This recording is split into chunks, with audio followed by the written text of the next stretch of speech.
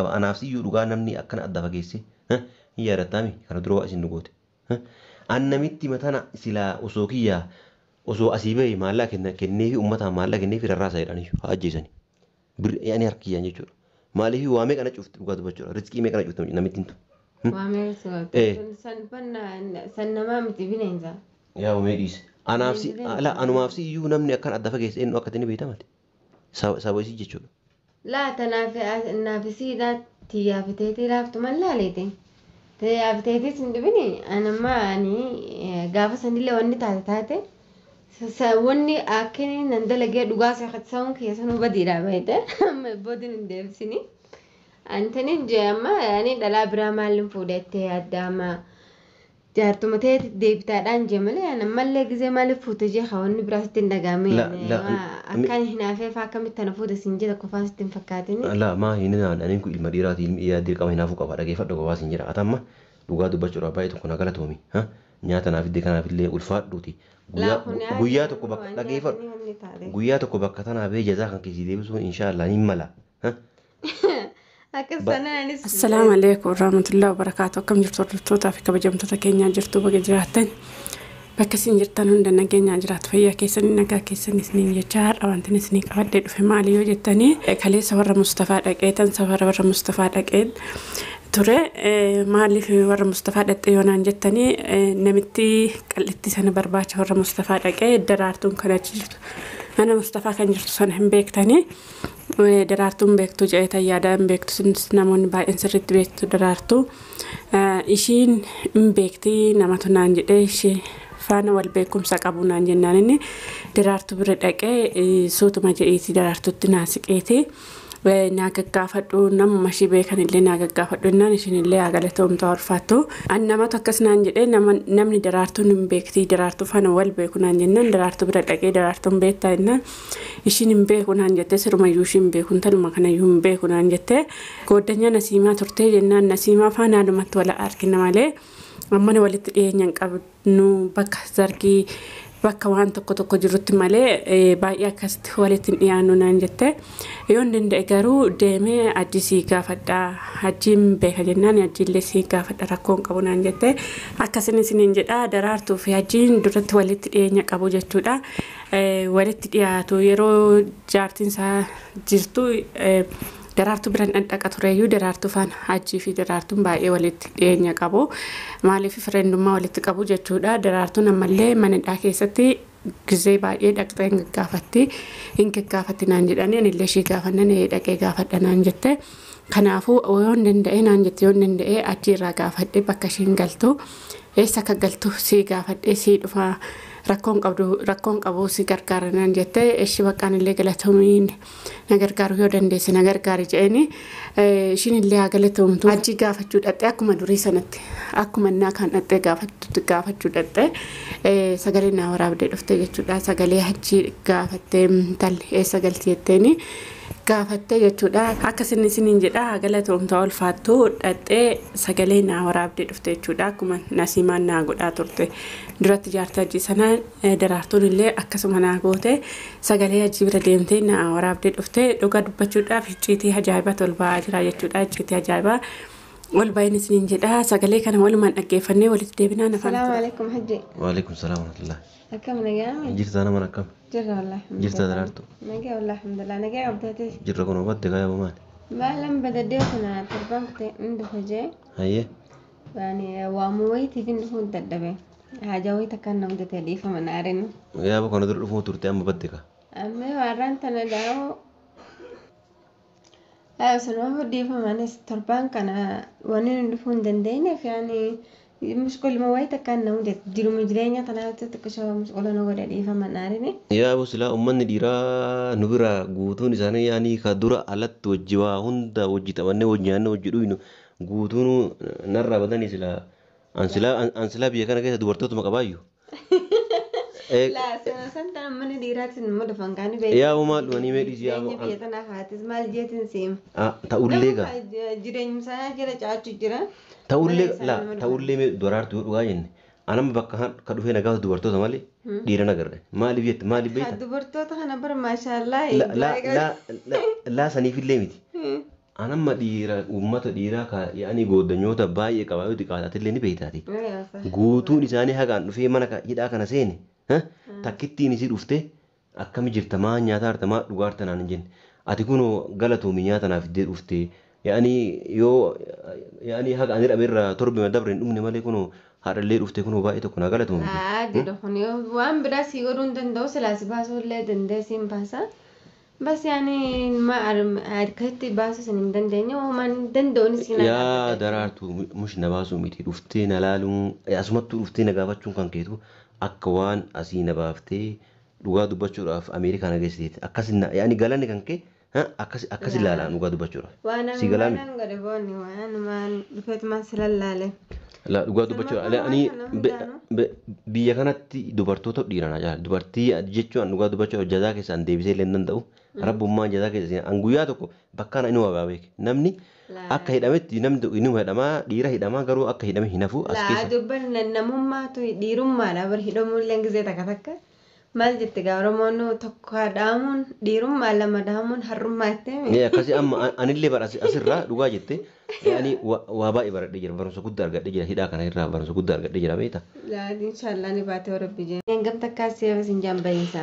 An baay'insa famma nama naa qabeeru jira beekta waan kana nama naa qabee jala deemaa jira maallaqaan kana jala deemaa jira garuu guyyaa kana baata akkas taata. Guyyaa kana naan jenne. Inshallah bagu yum sadi afur kan hayat rabbi sabab rabbi geesina ayu balala inshallah namni garu subhanallah nama wi rabbumma na wure namu akanatti halala wal baynu rabbina wuledi amma namtittin sana mali maqasit limbe on jarte inte sana falfalto sana ya wasa ni zaga san rabbumma uzo achittu wan godo gori an duga du bachu rabbi sim basino tan hunda musiba on man de matu isida ya ki kana an falfalto gudrar man rabbi abare sa duga jartin jamto jarti tante jechuun sanii buufitti naaree ofiis. Dhugaa dubbachuu dha. Waan jarti jaanee bin qabu. Anama barka iddoo kanattuu kana na hidhee kana rakkoo kana keessa na naqe isiidhaan beekame. Ani amma osoo isiinuu yaanii hin baati jedhanii an bakka kana keessaa ba'ee jennaan magaalaa kana keessa ta'uu nu hin deemu beekta. Maali yoo jette namittiin sun akkuma ati beektu ani sammuu qabdu. Achii baatee jennaan lubbuu kee dhaamsiitti waan ta'eef waa isii osoo gurrumaanuu dhaguu yaanii hin barbaadu dhugaa dubbachuu. Waan takka sin gootu sodaatiin dalan sodaatanii miti. Kasum tamasuraatanii miti ambarri yoo dhugaa dubbanne yeroo ala jiru san ofuu wallaalee harree hoolaa na gootee barnamittiin gurra qabde gandar olii gada bakkuma argite yaani olii ganna hin beektaa mireetuun argaa turte. Kanaafuu anamma yoo haga hidhaa kana seeni sammuu na deebi'ee amma dhugaa dubbachuudha waan yeroo san ta'aa ture reef akka abjuutti na mudhataa jira. Si galaan. Laati khairumaaf inshallah. Miira dhiisee yaaboo. Maddu sammalattis waan wayii takkas gaafadde namaatu waan gaafate. Eenyu yaa nagoma sila. Mishoo takka ta'an talata tabira takka sibiro dhuhaar maqaan silleen beekon mucaa kalloo dheertuu takka. Isiyyuu mita yaa mucaa leelloo jedhanii beekta. Maqaan isii leelloodhaati. Alatti sirriitti waliin beeknu kana dura Oromummaa kana akka looftee namummaa hidhana baasuuf doolaara 2,000 kafaltee bakka kana si baasu malee jettee amma kun akkanatti jala deemtee uummata jala naa deemartu isii dhaabii beekta. Haagala tumtu dhugaa dubbachuudhaaf yaani annama akkas jazaanaa oole takkaan agarree dhugaa dubbachuudhaaf. Dubbina keenya itti beeku akkanaa miti. Namaatu barra yaani dubbatiin jettee wayiiti yaani namaatu gaafa duraan jeena waan sanumaaf bakka isin galtu ni beektaa? An bakka isin galtu wayiin beekaaree bakka isin galtu nama bira galaatiiti. Maarree naan jettee malee maali kaasira nagumaa gaafatte? Naannoo geema heeruma inshallah. Ani namummaatu na gaafate laannoo isin isa jibree dadheetiim naan minnaan jaani numaan harkaa chaanala keetillee waan isin harkaa abduun na fakkaata. Chaanala kiyya isii tarkaa qaba isii bira jira amaanaa isii bira jabeeffadheera beekta. Amaanaa itti dhaluma bira kaatte ammaasa. Laa jechuun gaa kana dura yaani akkanaa himan malee awwayii quba qaba chaanala kiyya haga na bira kutee bara waggaa qabu daanee beektamatu. Namitti. Ani namitti harka yeroo kamiin beekaa akkamitti isii harka dhufeen na dhibee. Isiitu kana dura nasiimaa harka ture. Nasiimaanis akkuma beektu kun mana hidhaa keessa jirti mire. Maa salan min namtitti tana beeku hundi dhuma seena. Yaa waan kana na dhiyee bar namitti musiibaan rabbiin kun musiibaan na qabee barraan wanti isin jedhu kanuma. Tuni rabbiin abaaree gurgodee gaddiise. Kanaaf ni beekta kanaaf nasiima harka ture nasiima harka ammoo nasiima hidhaa seennaan mucoo sana harka dabreera jedhani beekta. Anamma isiin sun isiisan waa hunda na jala deemee waa hunda na sirreessu jiraayyuu isiisaniin ammoo chaanala kee hadaraa rabbi jedhee haga as keessa ba'uu fi naa qaba jedhee isii kennadhee jira. Atillee amma waan kana iciitiin sitti mee beektaa namatti hin dubbatini. Laan eenyutti dubbaddaa miti bas namaatu na gaafatee ture. Ani la bakka isin jirtullee yoo qabeetu iyyuu jechuudha. An garuu hin beekalleeti. Bakka isin jirtu yaani mana namaa. Haati kanuma akkana signaa dhaabbachuu keetiif wanni keetis nin galatoonfadhaa yoo nin arkee gartee yoo isii taate anuu nin galatoonfadha. Hin galatoonfattaa garuu ati dhugama haga ammaa mana kophaasii kireeffattee wannaan jettu kana dura nasiimaaf wajjin galtu turteeyyuu nasiimaan siidhaa seennaan achiillee sodaattee caattuuf barbaadu jira beektaa bakka sanitti. Barbaadu turraa achii baatee nama saayibban isii wayii bira jirti. Mana ammoo inshaallah anatu inumaayyuu haga tasii baatuuf anatu mana nu kireessee akkasitti waliin jiraan anaan jettee dhugaa dubbachuudhaaf. Atoo ayyamte gaafila. Ni ayyamte duba. Isii wajjimu. Nama akkana jezaa kanaan oole mushi fuudhuu miti osoo onnee ani kaleetii takkitti baasee fi kennee fi dhugaa namni. Maaliif fakkaatu? Ati gaafa madhalaa kana bakka malee duutee si hajji heenya. Laa sanii miti yaa. Ata mamee dhugaa dubbachuudhaaf yeroo dhiirri akka narraa akkana fagaatee silaa iddoo akkana. Isinis numa sodaatta kana namtittiin san wayii nu gooti faayaanii baddalaan naa sodaata kan qabdu. Eegaa silaa yeroo dhiirri akka narraa baqatee mucayyoo lubbuu ofii dabarsitee silaa har'a isii kana yoo qabanii miidhaa irra geessuu danda'an lubbuu ofii dabarsitee anaa kana bakka kana na jala deemu jirtu. Laa dhiirtiinis laa numa dhuftee basum keenka intaltee falfaltuun tun wayii nu gooti faayaanii sodaatanii. Maal godhe intalli falfaltu wayii isii baasaaranii yaani isaan ana baasaa jiran. Wayii ammoo sanuu ni hidhamtee ittaami sabuma sanitti. Nasiimaan gaa. Nasiimaan baatu. Nasiimaan gaa ofii jala deddeemtee hidhamte wayii kanaati inshaallah atammoo waa'ee mucawoo tanaa rabbi jedhiiti kasiin jedhu nama tokko hin dubbatiin akka anaafisii wal fuudhu deemnullee ani ciitee arasitti himuu. Si galaami? Maali? Akka anaafisii wal fuudhu deemnullee ciitee ammasitti himee. Natti hanjam jirtu moo dhugaa baante sa? La maal sitti hanjam annama bakka niin fuudhaa achi jirtaati maali fuudha malee waan biraa haasa'uun beektu? La dhageeffadhu kaa hawaasiin jedha dhageeffadhu. La hawlilla hajji amma nu naarsin gaa? La nu aarsiin miti dhageeffadhu kaa hawaasiin. Amma latta fuudhiinsa adiidha inshaallah rakkoon qabu. Amma akka uummatti hidhaa kana keessaa baatatti nuti yaadu jirra malee mus waa'ee fuudhiinsa feeteeti miti. Ka hidhaa baay'insaa? Gizee gabbaate walii galla rakkoon qabu san gizee san waa hundaa haasa'uun. Hin haasofna ka hidhaa baay'insaa dhageeffadhu kaa isitti na baasaadhaam. Waadaan aseenteeti doolara 2,000 kafaltee si galaami nyaachiftee jechuudha asii na baasaarti. Anammoo jazaa isii fuudhee isii deebisuuf didde. La jazaan hara dibbata akka deebi'a. Ka kana caalu hin jiru ka bultii caalu hin jiru. Kanasumaa fuudhuu fadha intaltinuu waan fuudhi isiin hin jettu. Waan kan kee hundaaf ammas caaltu ilmoo isiitis waan hunda kana osoo beektu waan fuudhu. La itti meetiin jira an bar dubartii dhugaa ittiin waliin fuudhuun beektaa. Caaltus akka ilmoo sababa kanaaf hidhamellee itti meera namitti sheexana tanallee akka isiin waa hunda beektu yaani akka jaartii yaa turtellee itti mee jira mucoon kala waa hundaafuu waa walii gallee jira beektaa anaaf ati garuu iciitii kana nama tokko dubbattee daraartu anaaf situ godha. La ani ta dubbadhuudha laaftuma laaleetite tun sin dibine antana dibdew yaani amma antana yaa Allah yoo umma bee ilmu matan tanaan wal arkitee caaltu jaartii teetiin wal arkitaa yaadu jira malee. Gananuma kanama ijoollee shabaabatti ol kaatee ammas tabiraatiin fuudhaa yaaddaa iyyaanne. Ani dhageeffadhu caaltuu an duruu jedhadhe dhugaa beektaami caaltuu qaata jedhadhe jiraan dhayitiin akkam. Dhageeffadhu dhageeffadhu. Haadha ilmoo ta'eeti. Ayiwaa haadha ilmoo ta'e yoo taate na hiiteemi na hidhaniimi isiif abdiif sa'idii yoo bakka tanaa bee waan godhuuf deemu. Isinis kawan siif ta'eef ni beektaami hanga ilmoo siitirraa turte hajji. Kalaas ni beekaa erga na hiite ilmoo argatte maa dhuftee asin hin baanne maa asin dallaalle maa nyaata naan finne maa dhuftee nan gaafan aniin ko abbaa ilmoo siiti maa kan hunda maa naan goonedha. Si galaami nama akkana natti taphate. Isinis sirraa sodaatti gaam. Maal. Takkitti waan qabdeen itti huutu takka fakkaata. Akkasii miree. Isillee sababni dhuftee silaaluu dhabdeef niin gaafadhan rakkoon qabu. La ati immoo waa takka illee hin gaafatin. La yaani kun yaani akkuma numatti numaan gaafadhan sababni yaani itti hiiteemi si hiite khalaas. Hanga yoo namarraa ajjeesoo beektee guyyaa keessa rakkoorra mudattee qinaa nama dhaabbatanii. Ta'ullee gaa'ata amma caaltu birree akkana bira dhuftillee ittiin himiin. Caaltuun akkaan si bira dhufuun beektu bara. Ilaa kanaafuu inni gaafadha yaartaa mire kanaafuu inumallee hin gaafatini. Wanni inni gaafadhe jeef yaani miknaanni rakkoon kee kanallee si kanaan dhaabbannee dhalaan akkasii dhuftee bakka isii buutee siinaa dhaabbattii. Tanaasituu xiqqishoo nama uffachiise. Laa dhiisi mufachuullee miti an caaltu qaata jalaadhee jira sii galaami. Jalaadhee dhageeffadhu jaartii gaafa sheexaannis jidduu bee walitti deebitan hajji. Jaartii tiyaataa illee jalaadhee jaartii tiyaataa aarii guddatti qaba anaaf siyyuu dhugaa namni akkana adda fageesse yaadattami kana dura waa isin nu goote. Annamitti matana silaa osoo kiyyaa osoo asii bahe maallaqa kennee fi uummataan maallaqa kennee fi rarraasaa jedhanii haa ajjeesani.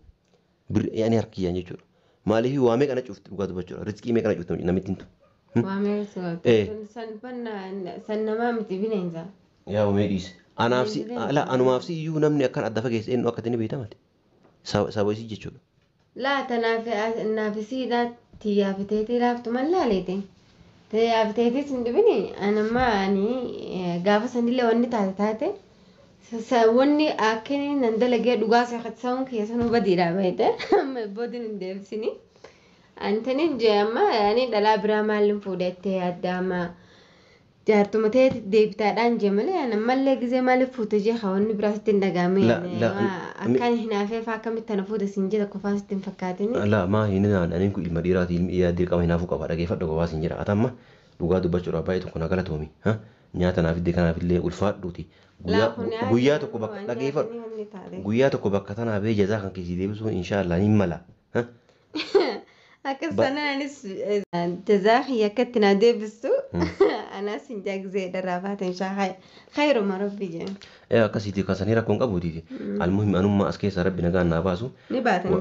Waa hundaafuu akka dhugaa dubbachuudhaaf dubartoonni biyya kana waan jedhe isin galateeffadhu dhabu dhuftanii bakka an jiru na laaltanii. Baay'ee guddaa haati inni beektaa biyya lafaa kana keessatti mirga namni irra qabu dhala dhiiraaf dhalaatitu irra mirga qaba dhiirarra. Yaa budhiis kaa saayibbanti ka dhiira jedhee deemu isintu dhiira jarri dubartoota dhugaa dubbachuudhaaf. An kana guyyaa asii bee takka takkaan guutuu isii akka jiran an amma booda yoo bakka tanaa bee wilii booddee dhiira saayiba jedheen qaba dubartoota guutuun saayibban dubartii. Kanaafuu baay'ee tokko. Dhalaan malee dhiiran dubbisee. Abadan bakka dhiira yaani akka sareetti illee dhiira beekana guutuun kiyya saayibban kee dubartii si galaame. Kanaaf baay'ee tokko naa galatoomi ulfaadhuuti dhuftee na laaluu keetiif hawaayaan nu kaawwattu ka arganuuf iddee beellee jira aboo galatoomi.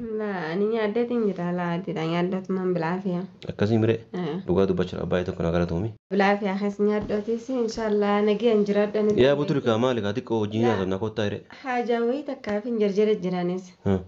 Saanillee na dabarteerti. Hin deemtaa ree? Hin deemu inshaallah guyyaa biraa walitti deebinee rabbisee. Yaa baay'ee tokko. Nageen turinaaf. Dhugaa dubbachuudhaaf baay'ee tokko naa galatoomi zaraartu jazaa kan kee guyyaa asii bee si deebisa ulfaadhu galatoomi waa hundaaf guyyaa. Laati rakkoon qabu. Garuu iciitii anama sitti beekana nama tokkotti hin dubbate hadara. Nama tokkotti hin dubbadhu. Nama tokkotti hin dubbate hadara.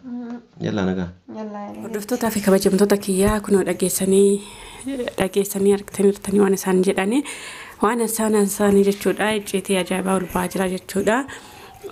Edaa namni kun hin jiru jechuudha dhugaa akkanuma uffatee deeme babbareedee deema malee namumtuu hin jiru isiniin jedha maaliif daraartuudhaan illee dura waliin jiraachaa turanii intala ishii qal'itti kanaan immoo wal fuunaa jedhanii walii galanii jiru isiniin jedha.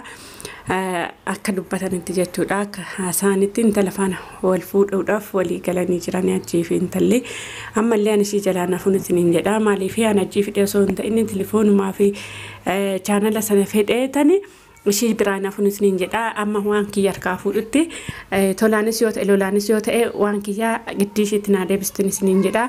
Yoo chaanala kana naa deebiste telefoon kana naa deebiste akka barbaadde ajii faana ta'uu dandeessin isiniin jedha kan ajii nan galchuu ani garuu chaanalaa fi telefoona qofa ishiirraa barbaadan isiniin jedha amma telefoonaa fi chaanala irraa fuudhutti ishii biraallee nafuun isiniin kanaafuu waan hordoftaniif galatoomaa ulfaadhaan isiniin jedha hanga viidiyoo biratti walitti deebinutti nagaan naa tura.